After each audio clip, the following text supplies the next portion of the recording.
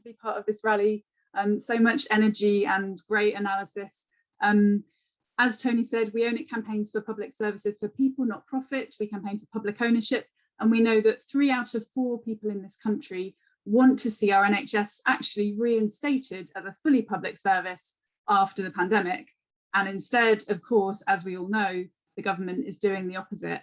And I think what John Ashworth said earlier about the dangerous moment that we're in right now is really important.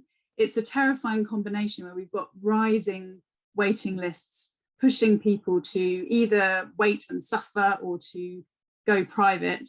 And at the same time, that being combined with this bill that opens the floodgates to more private companies, not only being part of NHS contracts, but actually making decisions within our NHS.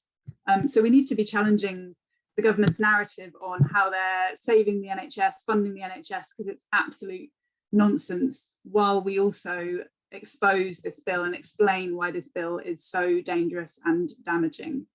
And I'm sure we'll hear from John Lister about the extent of NHS underfunding, and that, you know, the fact that we've had 10 years of cuts and privatisation to our NHS, and you don't hear that from Boris Johnson today.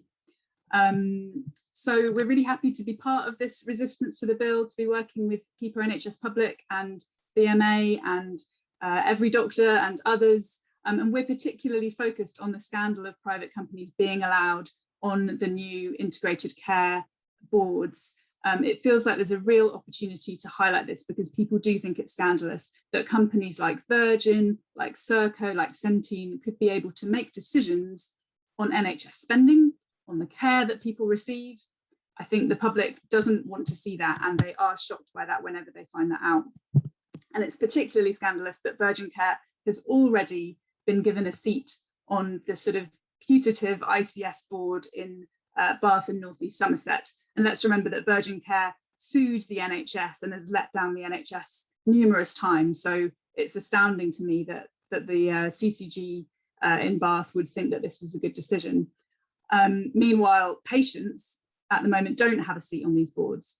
But I wanted to just share a little bit of hope very briefly this evening about how we're fighting back and how those efforts are part of this bigger resistance.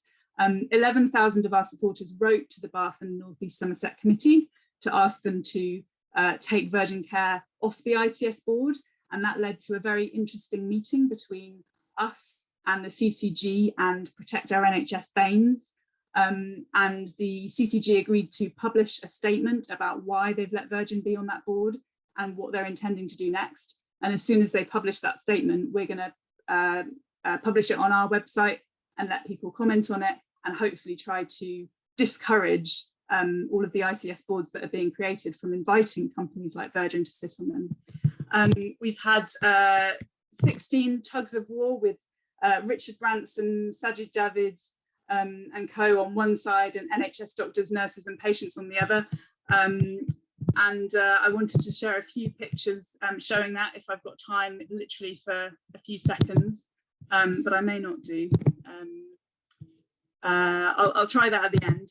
And in the last week, 8,000 of our supporters have made very personalised submissions to the Public Bills Committee to say why they want patients to have a say on boards, but private companies not to have a say. So people are resisting, people are fighting back, and it's an honour to be doing that with Keep Our NHS Public and so many other brilliant organisations. And I'm really looking forward to fighting with you against this bill over the next couple of months. I won't experiment with the slideshow because we probably don't have time. Thank you.